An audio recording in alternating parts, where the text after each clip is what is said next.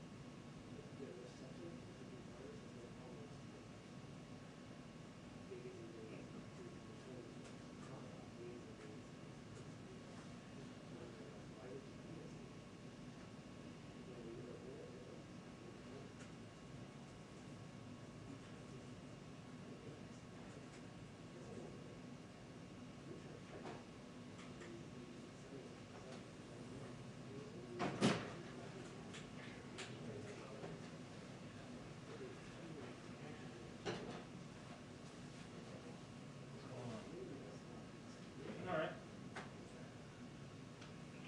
2-minute warning on the press briefing. 2-minute warning on the press briefing.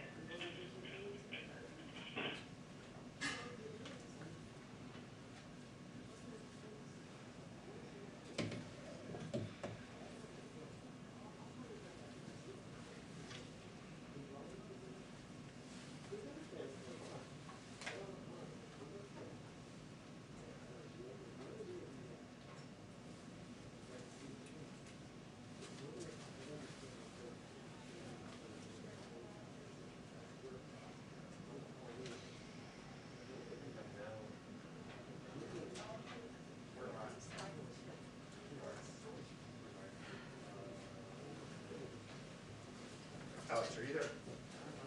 I was there yesterday. I think it was a mess up yesterday. No, You sure? I've been following, because like Okay. 2, 3 days ago I was in the middle. So I was there yesterday. I'm there. I'm over there. Okay.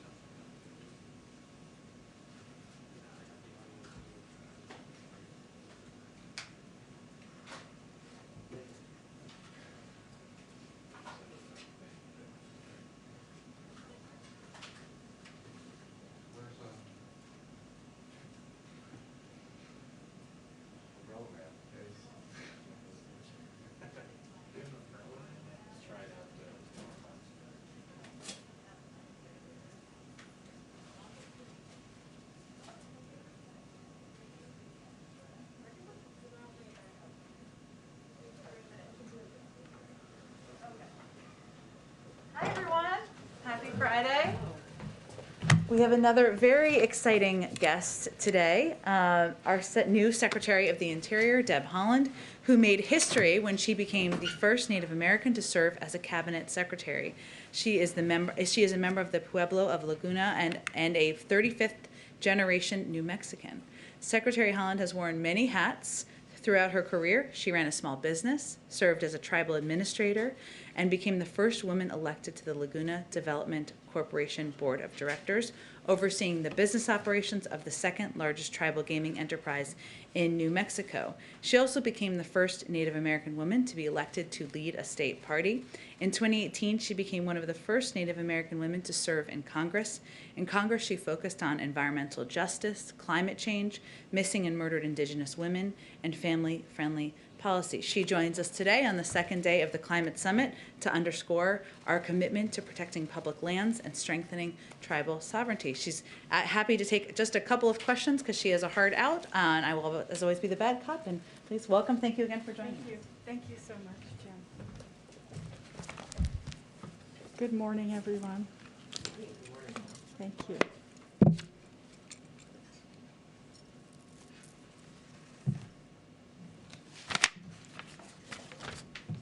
Thank you so much, and thank you, Jen, for inviting me to be here today. I want to start off by wishing everyone a happy National Park Week.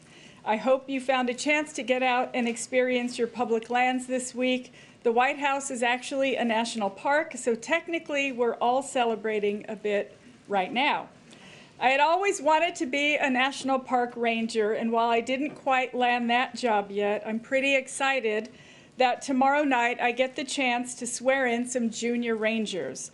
All of your kids are welcome to join during the U.S. Army Field Band's virtual concert tomorrow night. I think you can find the link on our website. I was happy also to celebrate this morning with the second gentleman. We announced 16 new listings to the Underground Railroad Network to Freedom Program. Our park system is our nation's storyteller, and I'm eager to ensure that these national treasures help tell a more inclusive and accurate story of our nation. This week has brought significant news on climate action and on issues impacting tribal communities. And so I'm honored and grateful to have the opportunity to speak with you and take your questions today. We have no shortage of work ahead.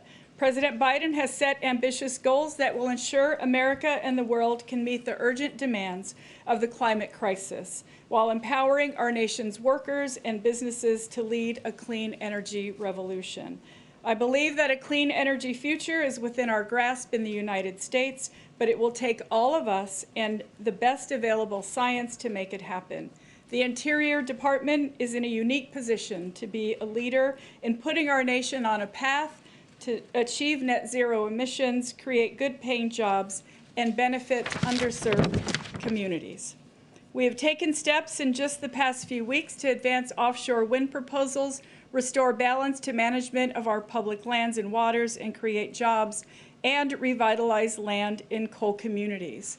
I'll also touch on Interior's work to honor our nation-to-nation relationship with Indian tribes and uphold our trust and treaty responsibilities. I believe, just as President Biden does, that we must engage tribal nations with an all-of-government approach, and one need look no further than the First Lady's visit to the Navajo Nation to speak and hear from tribal leaders and Indigenous people. For too long, Indian issues were relegated to the tribal offices within federal agencies. If we're going to make sure that Native American and Alaska Native communities thrive, that tribal sovereignty is respected and strengthened, and if we are truly to repair our nation-to-nation relationships, then that means every federal agency needs to be thinking boldly about our obligations to Indigenous peoples. The significance of being the first Native American to serve in the cabinet is not lost on me. As I stand here today at this podium, I am moved by how monumental this week alone has been for Indigenous representation. On Monday, I delivered remarks on behalf of the U.S. government at the UN Permanent Forum on Indigenous Issues, where I affirmed our commitment to advancing Indigenous peoples' rights at home and abroad. I talked about how we are putting the full weight of our federal government behind a cross-departmental missing and murdered unit to address the crisis in Indian country. Yesterday, I announced that Interior is moving forward to implement the Not Invisible Act, establishing a joint commission led by Interior and the Department of Justice on reducing violent crime against Indigenous peoples. And later today, Domestic Policy Advisor, Ambassador Susan Rice, and I will convene the first White House Council on Native American Affairs meeting of the Biden-Harris administration. We're wasting no time. We have an ambitious agenda, and so I'm ready to roll up my sleeves and get to work across the cabinet in identifying and supporting tribal equities in the administration's core policy pillars. Last, I come from a family that farms, ranches, and hunts. I've grown up in rural and agricultural communities, and I know what it's like to live in a community that's been left behind. These experiences underscore why I believe so deeply in the work that we do at the Interior Department, and why I know that we can and will make a difference in the everyday lives of families across this country.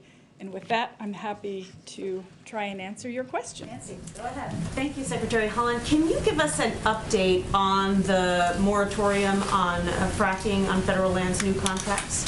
Thank you so much. So the pause on new leases is still in effect until we finish a review that is due to the president. That means that the existing leases are still in effect. We are still issuing permits on those lands, and when we finish the review, it's an important review. We're talking to many people. We've had a gas and oil forum. We've talked to many folks across the country. When that review is done, then us and the president will decide next steps. And can you give us a little more details on how that review works, what exactly you're doing, and when you think it'll be concluded? So I can't say exactly when it will be concluded, but as I mentioned, we've had a gas and oil forum already that was virtual.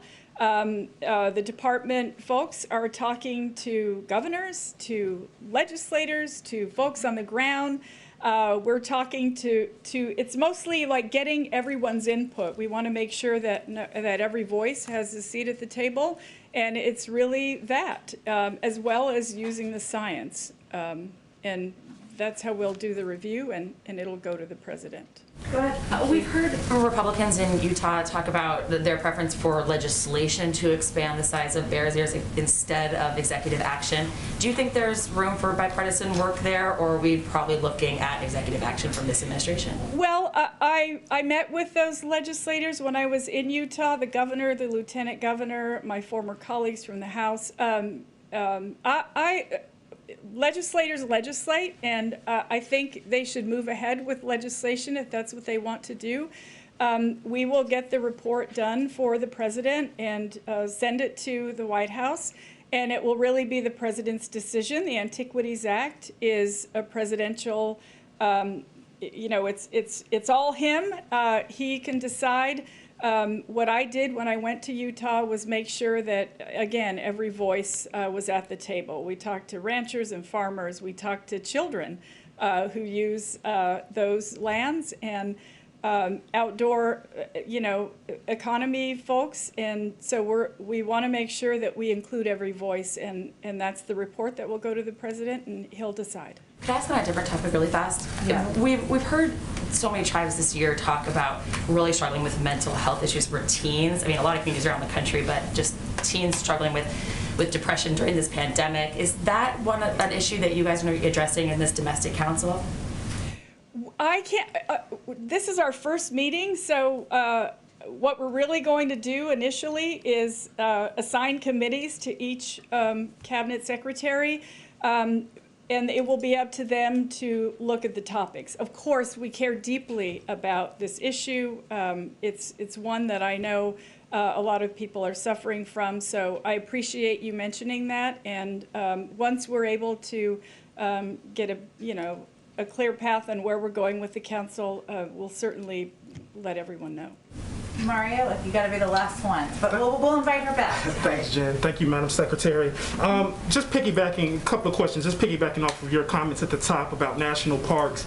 Any reason why they're still at reduced capacity when we know that social distancing outside is the best possible, case for COVID?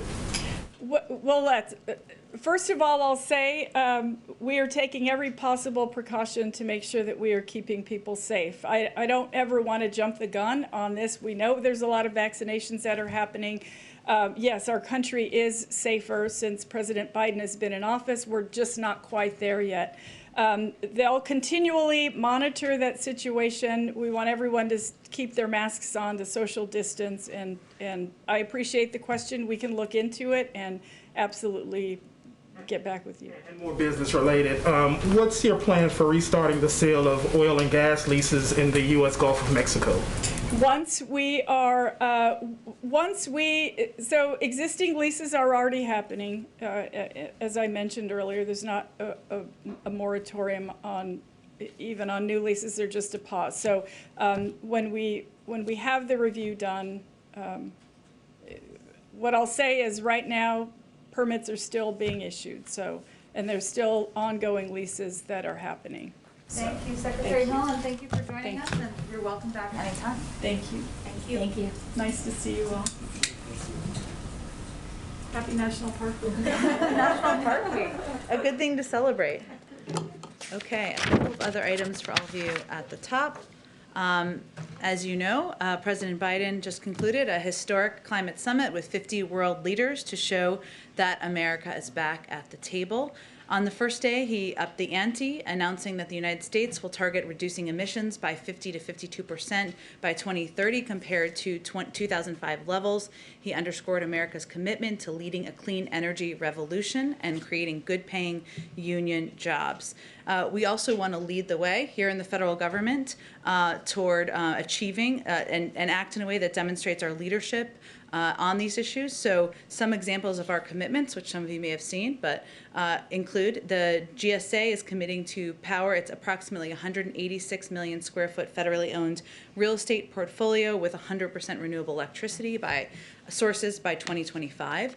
The Department of Transportation is taking a comprehensive approach to addressing the climate crisis and expanding ways for all modes of transportation to transition to zero emissions. Examples include funding for lower emission buses and expanding access to electric vehicle charging stations.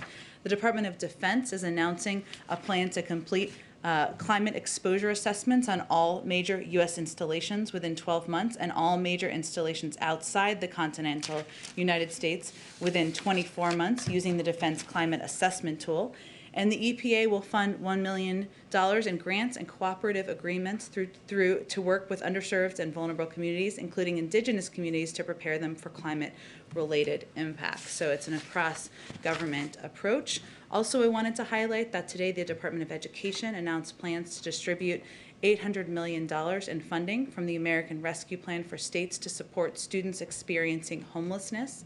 The department also took a series of steps this week to help states and districts access the $122 billion in American Rescue Plan elementary and secondary school emergency relief funds to support the safe reopening of K-12 schools and address equity gaps exacerbated by the pandemic.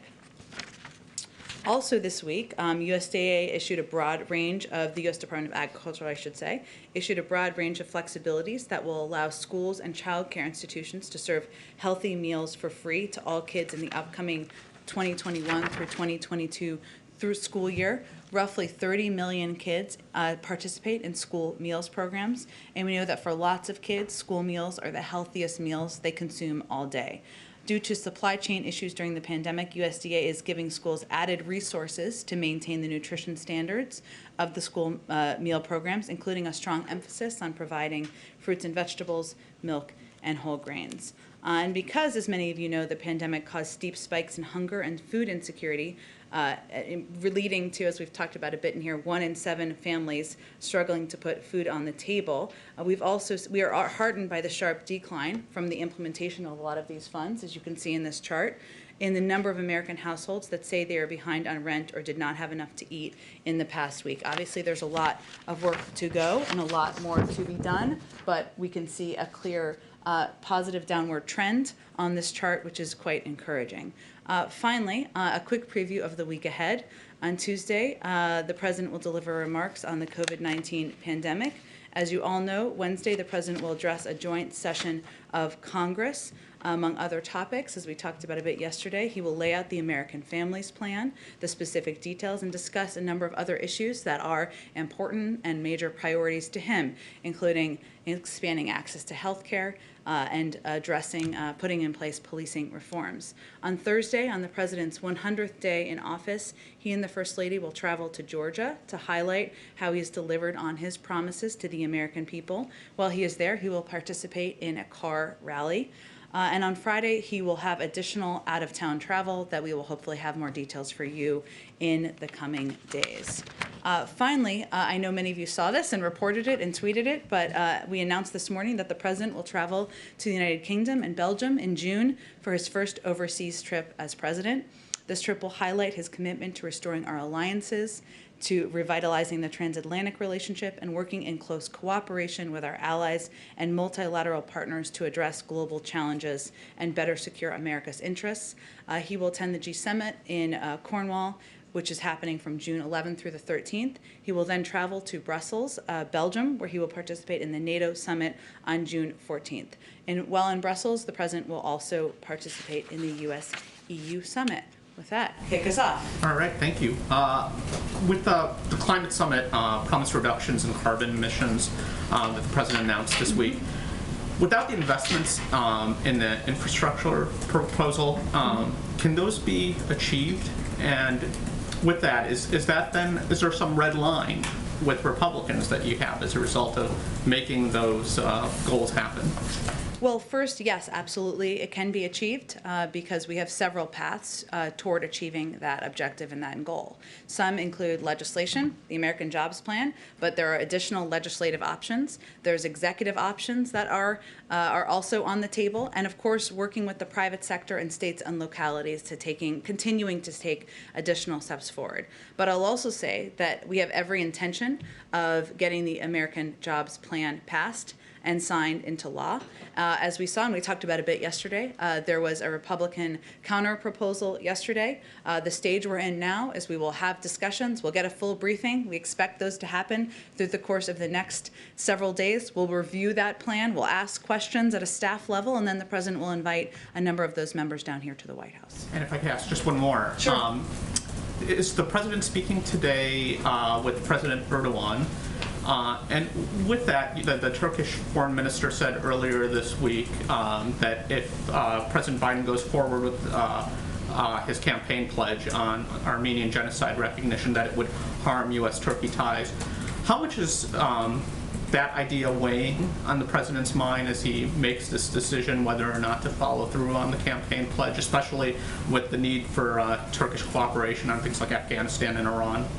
I certainly understand your line of questioning. No, there's a great deal of interest in this particular area. I don't have any calls with foreign leaders to predict for you. As would be the case with any call, we will certainly provide a readout whenever we do a call with a foreign leader and the President of the United States, and actually down the rung below them as well. In terms of delivering on his campaign pledge, I don't have anything to preview for you on that front either. I expect we'll have more in the coming days. Go ahead. Jen, on the Republican counteroffer, now that you've had a chance to peruse it, does the White House have any public reaction to what they're putting out there? Only a day. So There's any an initial reaction? As we said yesterday, Nancy, we are, the President's only red line is inaction. We want to have an exchange of ideas on both sides and from both sides of the aisle. In our view, this is an example of that. We're reviewing the details of the proposal. We're starting to have conversations at the staff level today. We expect those to proceed through the course of next week. We'll ask questions. We'll exchange additional ideas. But our view, this is a good start, and we look forward to having the conversation moving forward. But it sounds like you have a bit of a different posture on this counteroffer than you did to their counteroffer to the American Rescue Plan. That's true, we do. The American Rescue Plan was a plan and a proposal that was meeting what we felt was a crisis situation, which was getting the pandemic under control, putting millions of Americans back to work. The President felt, as he said many times, as I said many times, there was an urgency in moving that forward, and there was less flexibility because he felt the size of that package needed to meet the moment. We are quite open to the mechanisms of how his ideas can move forward. It can be in a number of different proposals. It can be worked through negotiating between members of Democrats and Republicans. There are a lot of ideas, including the Frontiers bill that Senator Schumer has put forward, where we feel there's an opportunity to move forward in a bipartisan manner, and there's some overlap with what's been proposed in the American Jobs Plan. So we do see it as different. We do think the process will be different. There's more time to move forward. There's more time to discuss and negotiate, and we'll take advantage of that time available. Got it. It's now been pretty widely reported that you're not going to be including a big health coverage expansion in the Families Plan, and that was going to include reducing prescription drug costs. Why did the White House decide not to include that in this plan? Well, I will say that the president is still making final decisions, as is his prerogative, over the coming days about what will be included in the speech and the American Families Plan, and the final components of that, when those final decisions are made, will be a part of that as well. He will definitely talk in his speech about his commitment to expanding and increasing access to health care, as is evidenced by the fact that we have opened up the enrollment period for the Affordable Care Act, ensuring that more than 500,000 Americans that didn't have health insurance have it now. That's why he included subsidies in the American Rescue Plan to make it even less expensive. But I will also say, even as he's making these final decisions, that the American Families Plan and the speech on Wednesday will not represent the totality of every priority item for him and every item on his agenda that he wants to move forward as president. And then finally, if you don't mind, India saw the biggest number of new cases in a day ever yesterday. Are there any plans to send any of the U.S. stockpile of AstraZeneca vaccine or any vaccine to India? Well, let me first say that the United States offers our deepest sympathy to the people of India who are clearly suffering during this global pandemic, and we are working closely with Indian officials at both political and experts level to identify ways to help address the crisis.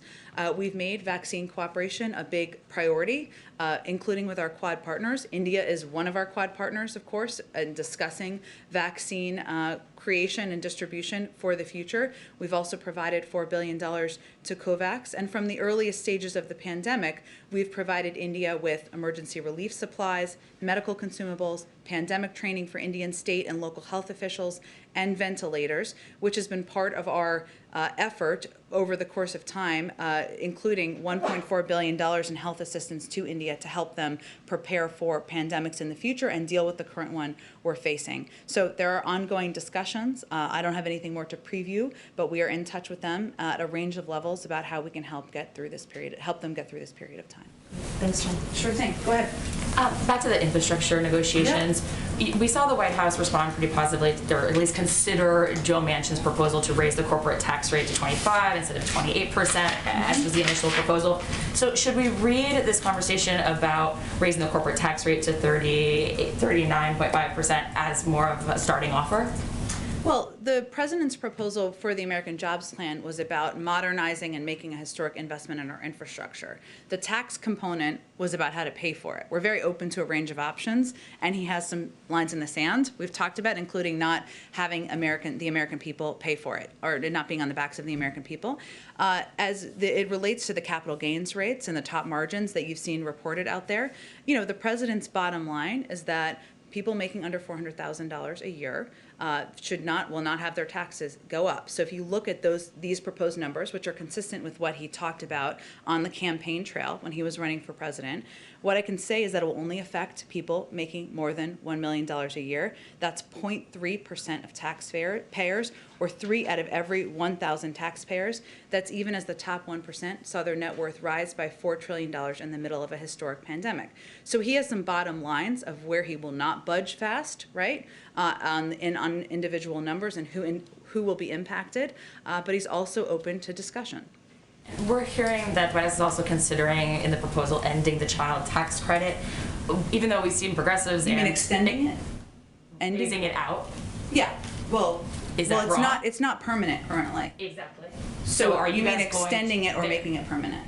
Is that the position, the definite position? Progressives and plenty of moderates also say that it should be extended permanently. Is that the position? Sure. What I was trying to clarify, I apologize, is that it's not currently permanent. So the question is whether it will be permanent. Whether that'll be a red line, like you said, or a definite part of the proposal. And the president absolutely feels that the child tax credit provides essential funding and help to people who need help the most. That's why in the American Rescue Plan, he increased the child tax credit from $2,000 to $3,000 per child and to $3,600 for children under the age of 6. And the expansion was the single largest policy contributor to cutting child poverty, as is evidenced by the chart we had up. We're looking into the mechanisms and the costs of expanding the child tax credit, and that certainly is under consideration for the American Families Plan. Yeah, it doesn't sound like you guys want to budge on that one.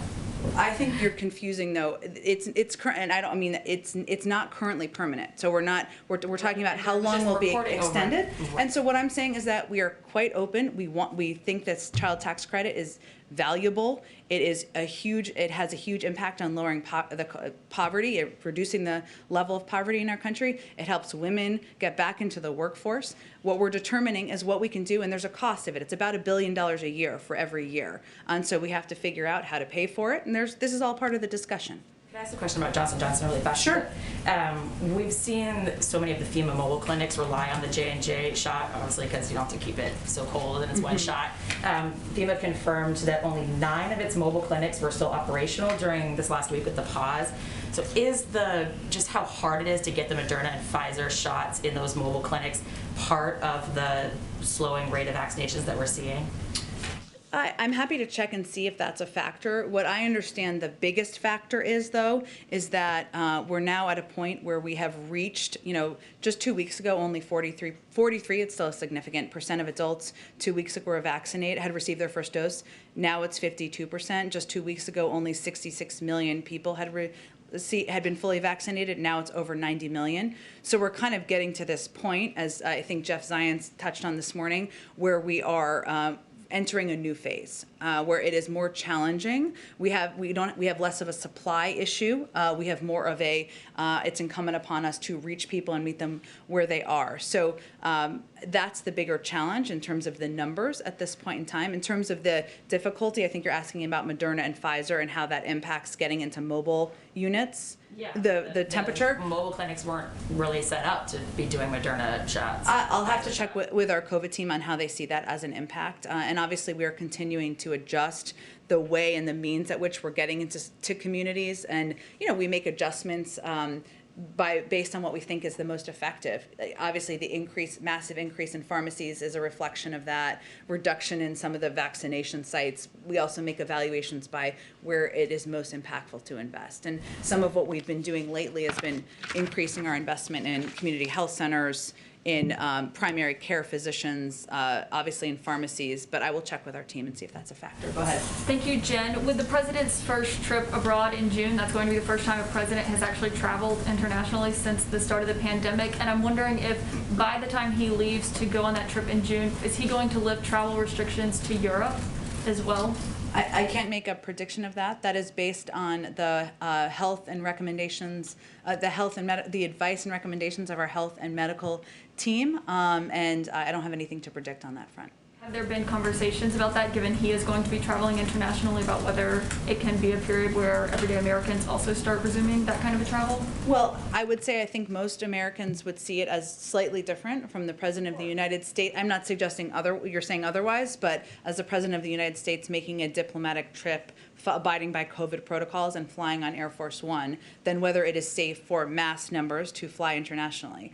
Obviously, everybody wants that to be reopened. Europeans, we do, American people who would like to travel, but those conversations are really happening between health and medical experts, and they make an evaluation based on what they think is safe for the American public.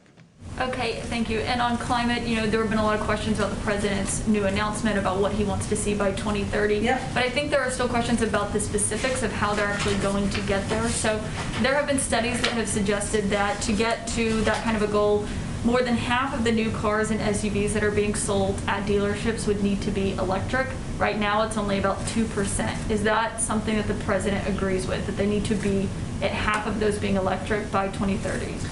That's not a goal that's not a number or a goal that he set, because he feels that there are a number of ways to get there. And I saw that reporting as well. That's an example of a way to get there. But there are additional ways, including that impact a lot of sectors, from electricity, transportation, buildings, industry, and lands, our view is there are a lot of pathways to get to reach this goal. Some of it will be done through legislation, through laws that will be put in place. Some of it will be done to incentivize investment in areas like electric vehicles and electric charging stations, which is already happening in the private sector, right? A lot of the car companies will tell you this is where the future of their industries are going anyway, but we want to incentivize and make that something that we can jumpstart in a lot of those industries. But there are a lot of options for how we get there, and so it isn't just one pathway to get there. Okay, well, I've got one more question.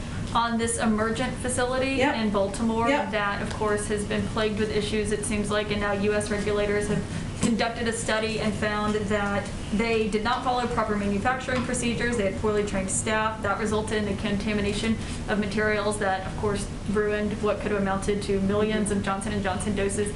This is a company that got $630 million from the federal government under the Trump administration, but is that a contract that you are going to keep, or has there been discussion about canceling that contract and not working with this company, given they have not produced one usable dose of the COVID-19 vaccine? Well, I think some of the AstraZeneca doses did come from there, but that have gone to other countries. But I will say that we believe the United States for the U.S. For the U.S. I will say to take some pressure off of take some criticism off of the former administration. There are a limited number of manufacturing facilities that have the capacity, as you know, you've been covering this for some time, that have the capacity and have the ability to produce a vaccine like this in this capacity and size and numbers.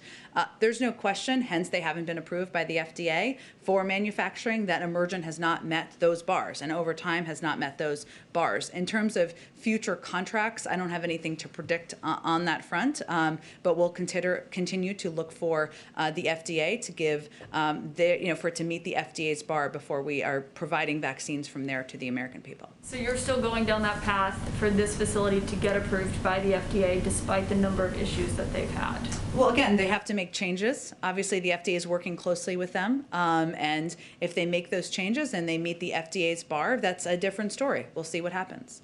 Okay, thank you. Go ahead, Maria. Thanks, Jen. Will the First Lady be attending the President's joint address next week, and will she have guests, as has been traditional in those cases? It will be a little bit different because obviously there will be a limited number of people who are in the Capitol and a limited number that will be determined by the Speaker's office in terms of who will attend and who will have to watch virtually. Well, most of our staff, if not all of our staff, will be watching virtually. In terms of whether Dr. Biden will physically be there in person, I'll have to check on that, Mario. In terms of the box, there will not be the traditional box. We're determining how we can, of course, engage the public and ensure we highlight some of the incredible stories of people who have been helped by the president's policies and proposals, but it will not look like or feel like, in many ways, what past joint addresses have. For those that will be attending, is the President's preference that those people be vaccinated as well? This is all, I would send you to the Speaker's office, and they are determining attendance and requirements for those who are attending. And then a couple more questions. Any update on Neera Tanden's appointment to the administration at all? I don't have any update. The President remains interested in and committed to finding her a position in the administration and taking advantage of all of her talents. Last question. Has the President spoken to the families of either Dante Wright or Ma'Khia Bryant in recent days? I don't have any calls to read out for you, Mario. I will check and see if he's had conversations with any of those families, too. Go ahead, Jeff. Jen, a follow-up on India. You said that your discussions about how to help. Can I just ask specifically if the U.S. is helping with their shortage of oxygen right now? Is that something that the U.S. The shortage of oxygen? Let me check on that for you, Jeff. I mean, we have provided, obviously, a range of funding over the course of time. It's a huge, significant amount of funding. We are likely one of the world's largest contributors to India in terms of their health needs, and it's gone to a range of supplies and training, but I will check if oxygen is specifically a part of how we can help at this point in time. And there are ongoing discussions, so it may be that that's part of the discussion now. Okay. Also on vaccines, the European Union said today that it is close to finishing a contract with Pfizer to have what would be the largest contract for vaccine for the coming years. Is the U.S. in talks with Pfizer as well to get more vaccine for post-2021? I don't have anything about, I'm not going to be able to read out at any point any contract discussions with any vaccine supplier. I can assure you, having worked with Jeff Zients many times over, he is an over-preparer and committed to oversupplying the United States, as is evidenced by the amount we've purchased to date. And obviously, we're cognizant about the needs in the future. But I don't have anything, I probably won't have anything to follow up with you on contract discussions. Okay, just lastly, yesterday, I think Mario mentioned the stock market dipped a little bit in response to the reports about your tax plans. Just wondered what the White House's feeling is or reaction is to that. Are you concerned about Wall Street's support or lack of support for these policies, and to what extent does that play into your discussions? I've been doing this long enough not to comment on movements in the stock market, but I did see just data factually that it went back up this morning. Go ahead. Maureen, go ahead. Sorry. Back on healthcare, there's a disagreement among congressional Democrats about how to use the savings from lowering the government's cost on prescription drugs, whether to put it into expanding Medicare or put it into the expanded subsidies for the Affordable Care Act. Is that something that the White House is going to take a position on, or are you going to let the congressional Democrats work that out in any healthcare legislation? Well, the president absolutely wants to lower the cost of prescription drugs and knows the burden on Americans and seniors is far too high. He's talked about that on the campaign trail. I expect we will be in discussions about what the plans are and what the options are, but we're not at the point to talk about that publicly quite yet. Go ahead. Thanks, Jen. On the border, the administration has repeatedly cited the use of Title 42 to demonstrate that the border is not open. This is a Trump policy that progressive groups are increasingly arguing that it denies migrants who are fleeing violence and persecution a right to even apply for asylum. I wanted to know, what is the White House's message to these groups who largely are supportive of this White House, who are concerned about the continuation of this Trump policy? Well, Franco, I would say first that we consider it a policy that was put in place or that we've continued to implement because we're still in the middle of a global pandemic, and that keeping the American people safe and ensuring that we are taking responsible steps as it relates to the pandemic is front and center for the president, and certainly that's what we would convey to any of these groups. At the same time, we absolutely believe that we should be a country that wants to treat people humanely, as is evidenced by our efforts to treat children who come into this country, who are under 18, who are coming as unaccompanied children, in a manner that was not the same as the former administration. So we understand and we have heard the frustration about this issue, but our objective, as the president's objective, is to keep systems in place or keep policies in place or implement policies that help us address the pandemic. Do you have some goals or some goals of when you may be able to lift Title 42? I can't make a prediction of that. That will, of course, be based on what the evaluation is by our health and medical experts on the status of the pandemic and the safety of the American people. Can I ask you just follow up on the Turkey question? Sure. I mean, Turkey is a NATO member. Is the administration taking into, what consideration is the administration taking into the concerns that Turkey has about potential of this weekend's activities? I certainly understand all the questions. I just don't have anything I'm not going to get ahead of the president or get ahead of any decisions or announcements. And obviously, any decision that the president makes on foreign policy takes into account concerns expressed by allies and partners around the world. Can I ask one more about immigration? Sure. You know, as we approach 100 days, obviously COVID-19 was the biggest challenge that this administration faced. Yeah. But immigration was another one that took a lot of oxygen and political time from this White House. Is there any, does the White House feel like it could have communicated anything differently, done anything differently to address this challenge? Not only Republicans, but even some Democrats have been concerned about some of the messaging.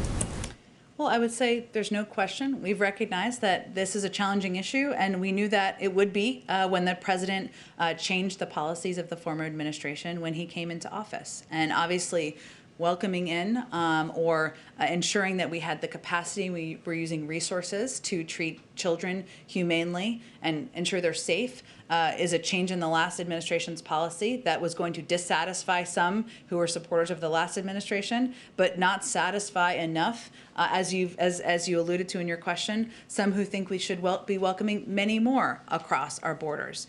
So it certainly is an issue. As you know, you've covered this quite closely, where we recognize we were never going to satisfy everyone. And what the president's objective has been is to focus on the unaccompanied children, those who had been ripped from their parents' arms, those who were being asked to take a treacherous journey back, ensure we could take steps there. He also wants to push for comprehensive immigration reform, providing a pathway to citizenship, ensuring we're investing in addressing the root causes in these countries. That's something he announced on day one of his presidency. So we are well aware, and there was some reporting this morning that this was an issue that some supporters of the former president and some Republicans in Congress apparently are licking their chops about how to make children a political issue. We don't see it that way. And we felt this was the moral right step to take, and we're going to keep working with immigration advocates, with groups out there to get this bill passed, to get the Dreamers legislation passed. That continues to be a big objective for the president. Go ahead. Thanks, Jen. Is the president aware of the shooting death of Andrew Brown, a black man from Elizabeth City, North Carolina? And does he believe that body camera footage from the police officers involved in the incident should be released? He is aware of it. I've not talked to him about his particular view on that, and I believe he'd likely leave that up to law enforcement and others to work out. Does the White House have a comment on that particular incident as well? Obviously, the loss of life is a tragedy, and obviously we're thinking of the family members and the community who have lost a loved one. There'll be an investigation into this shooting or into this death, and we will look for the outcome of that. Okay, on infrastructure, you had noted that the president will travel next week to Georgia immediately after his joint address, I guess is what we're calling it this year, his joint address to Congress. Always the joint address in the first year of a presidency. A little history note, yeah. After his joint address, do you have any other travel that you can preview for us?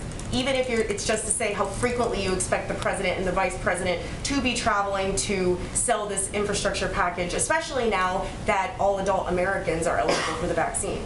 Well, again, the president will travel on Thursday as well as Friday. I expect he'll have some additional travel in the weeks ahead of that.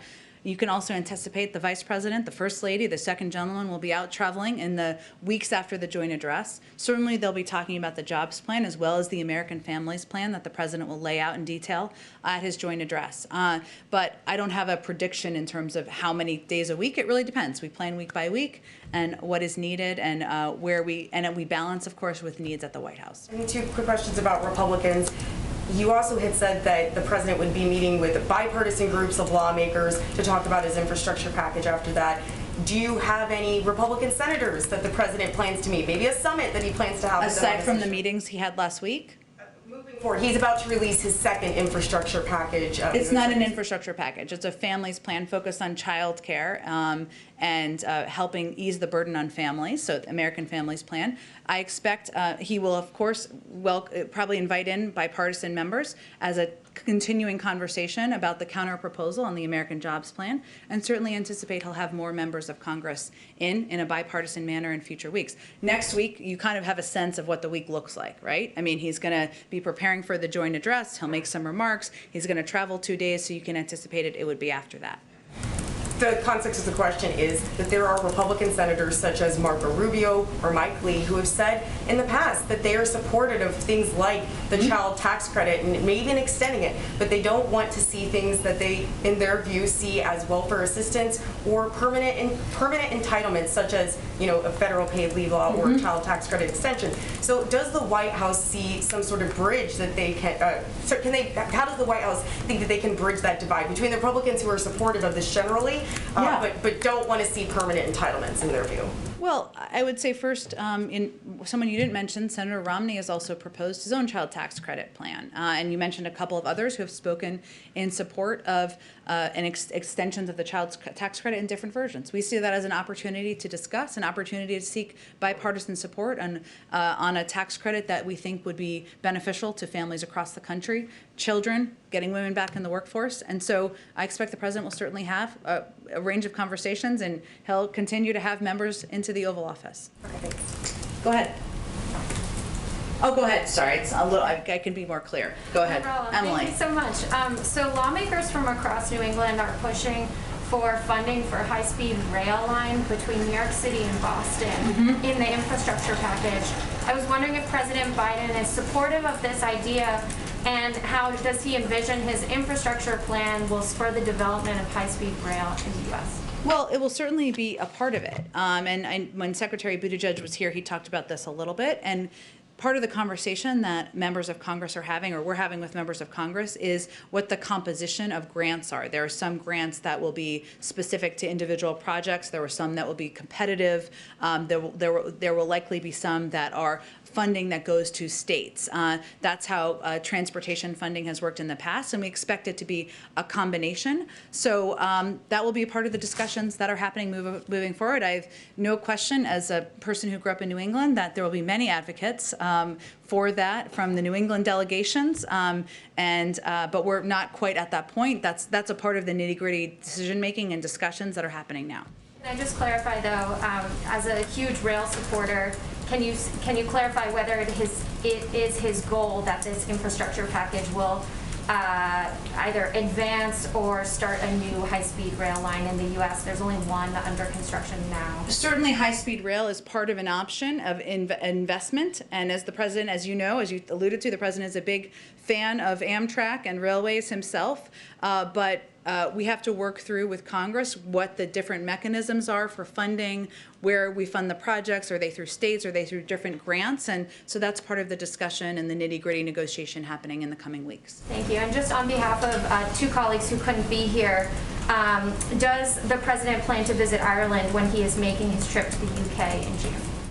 Well, I announced the confirmed parts of his trip at this point in time. I don't have any additional stops to add, but the trip is 2 months away, a month away, 6 weeks away. It's all running together. And if we have more trips or components of the trip to announce, we will do that. But there's not currently a planned Ireland stop on this trip.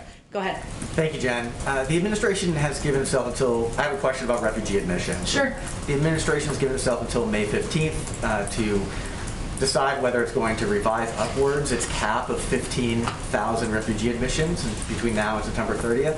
What would be the reason for not going all the way up to the cap that the administration communicated already to Congress of 62,500?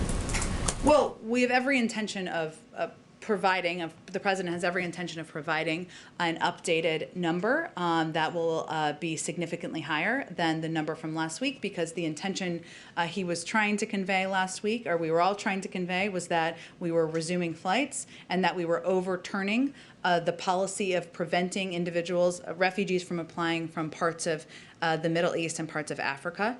But I'm not going to get ahead of the process. We're assessing what's possible. We're assessing that through our policy and legal process, and we'll definitely have an update of an increased number in advance of May 15th.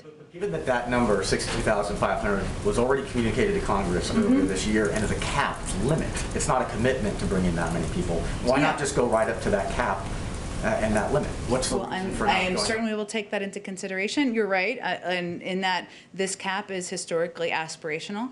If you look back at history, most administrations don't actually meet the cap, but it is sending a message to the world about the fact that we are a country that welcomes in refugees, that we want to get our systems and our muscles working in our refugee processing systems, both in the country and around the world.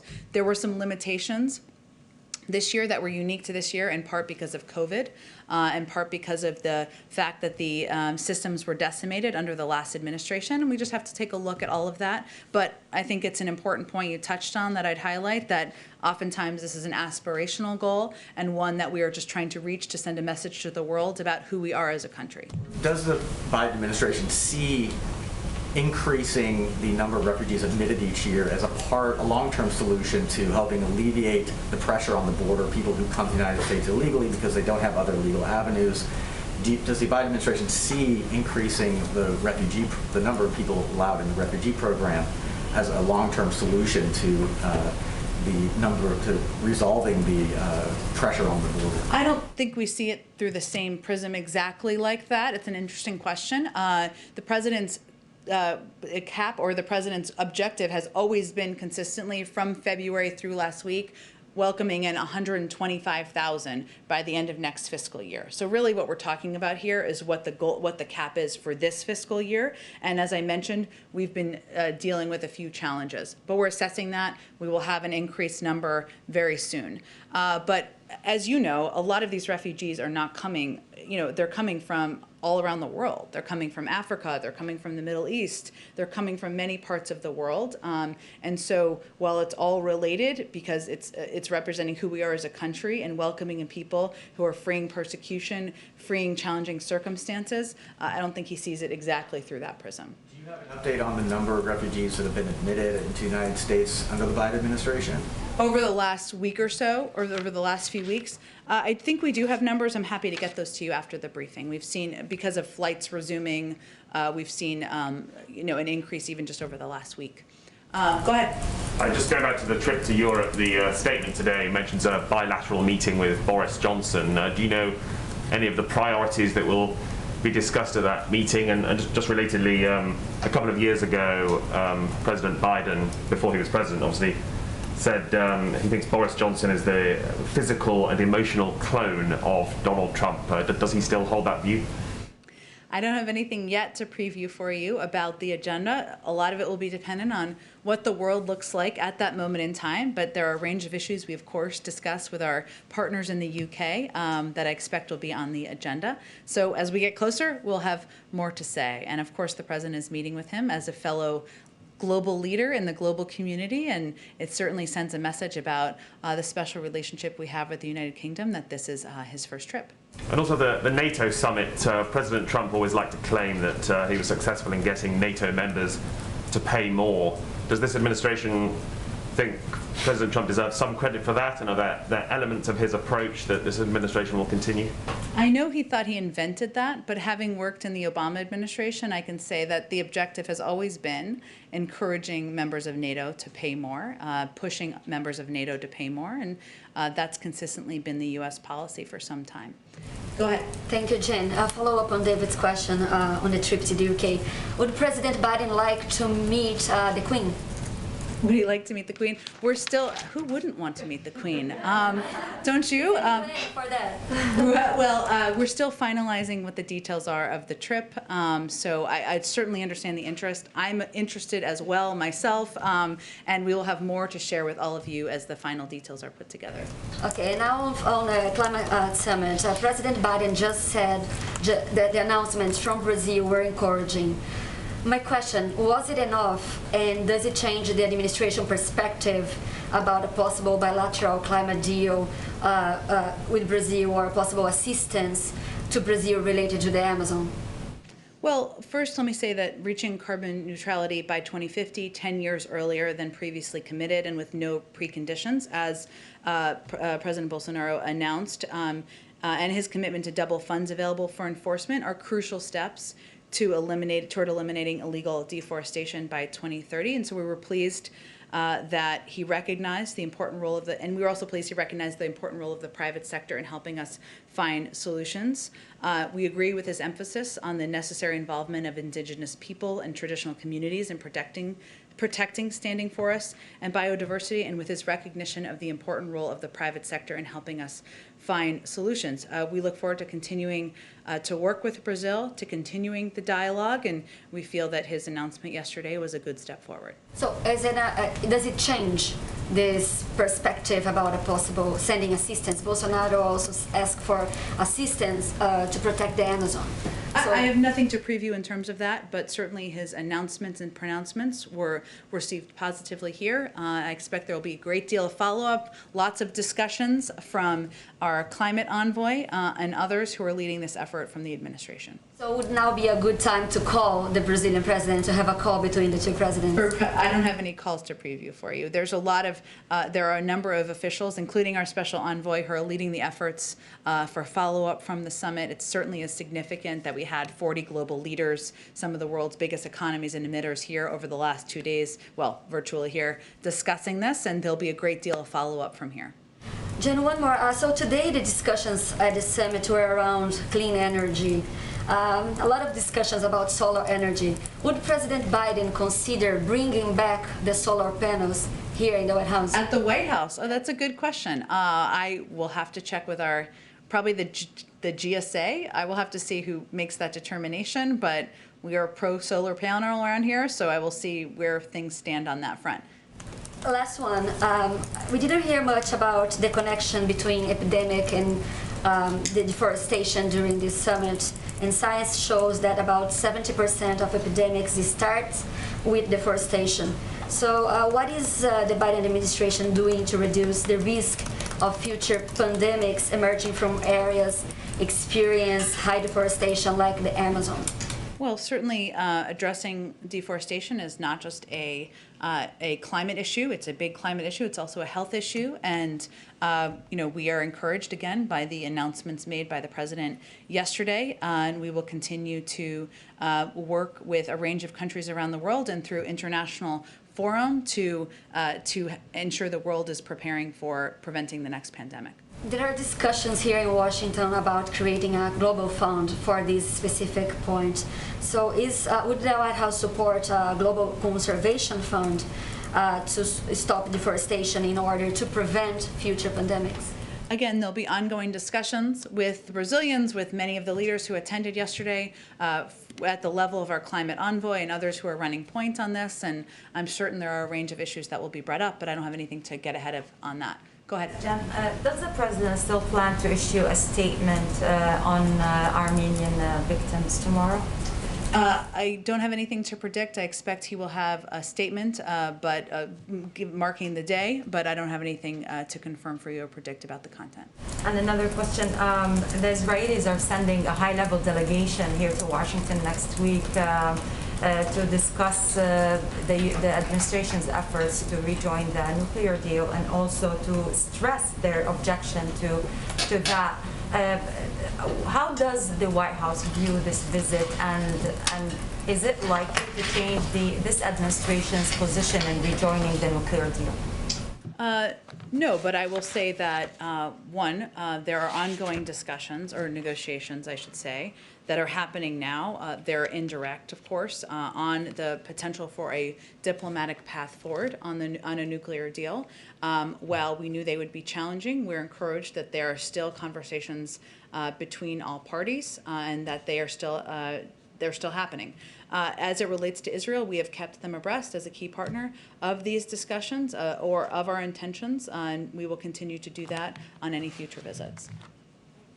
Okay. Oh, I have one question. Oh, hello. As we've been doing in our tradition, every Friday we welcome in someone who can't be here physically with us in the briefing room. So this is Natasha Lindstrom of the Pittsburgh Tribune Review. And I understand, not to embarrass you, Natasha, but today's your birthday. Is today your birthday? Oh, we can't hear you. Uh-oh. I got it, sorry. It's my birthday today, so it's a neat opportunity to be here. Thank you very much. Well, happy birthday. Thanks for spending a few minutes with us here today. So how can we help you? Or what questions do you have for me? I was going to say to the press corps, but that's not actually how this works, but go ahead. That would be great. So the pandemic shined a spotlight on many long-standing problems plaguing nursing homes across Western Pennsylvania and nationwide, including facilities that have gone understaffed and demonstrate a history of poor infection control and ineffective management long before COVID. There's also been the trend of historically poor-performing operators owned by complex webs of private equity investors and shell companies, increasingly snapping up cash-strapped facilities across our state and around the country. The setup can make it hard to figure out who's in charge and where the money's going. It also can allow owners to shirk accountability should anything go wrong. And it makes it tough to follow the money, even though the majority of the budgets are federal taxpayer dollars via Medicare and Medicaid payments. Legislation in various forms to improve nursing home quality and transparency has bipartisan support, including bills put out by the likes of Pennsylvania Senators Bob Casey and Pat Toomey, but much of it has stalled for years. Now, during the pandemic, we have seen an increase in scrutiny by the likes of HHS and CMS. In one of the more egregious cases, a federal grand jury investigation is underway linked to some of the operators here in Allegheny and Beaver counties in our region. Can you elaborate on what concrete actions are being taken or will be taken moving forward on regulatory, legislative, investigative, or other fronts to ensure accountability and transparency in the long-term care sector? How can we make sure the federal government, states, and owner-operators are all doing what they should be doing to improve the level of care, even beyond COVID?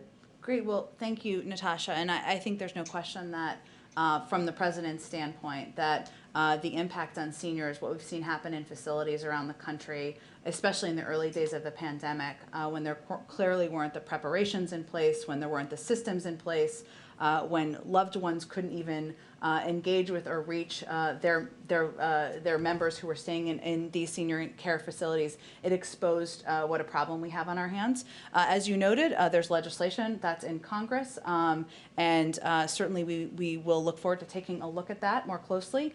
And I expect as we are getting to the stage where the pandemic is hopefully under control, that's our objective in the coming months, that we will all take a look at and reflect on what changes should be made for the future to be better prepared, to take better care of our seniors, to take better care of our communities in the future.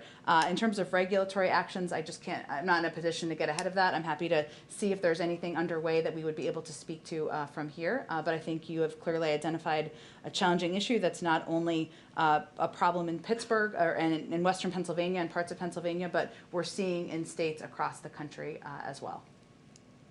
There's a lot of blame game gets thrown around. You know, the states blame owner-operators. Owner-operators say they don't have enough resources. The feds blame the state. Whose responsibility is it to really make sure meaningful change happens, even beyond the pandemic? Because a lot of these problems that were exacerbated by the pandemic but have existed for many years, especially with the lack of transparency element.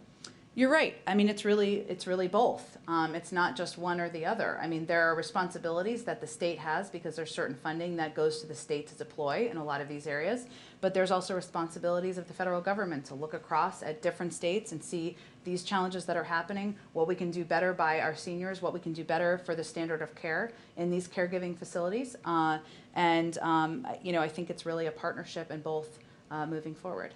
Well, thank you so much. Happy birthday. I hope you have a wonderful celebration this weekend, and thanks again for joining us. Great. Well, thank you, everyone. As I promised yesterday, I promised snacks. I did not bring them in here, but my mother-in-law made homemade chocolate chip cookies for you guys. So there's one for each of you in here. We will do it in a COVID-safe way. But thanks, everyone, and have a great weekend. Thank you.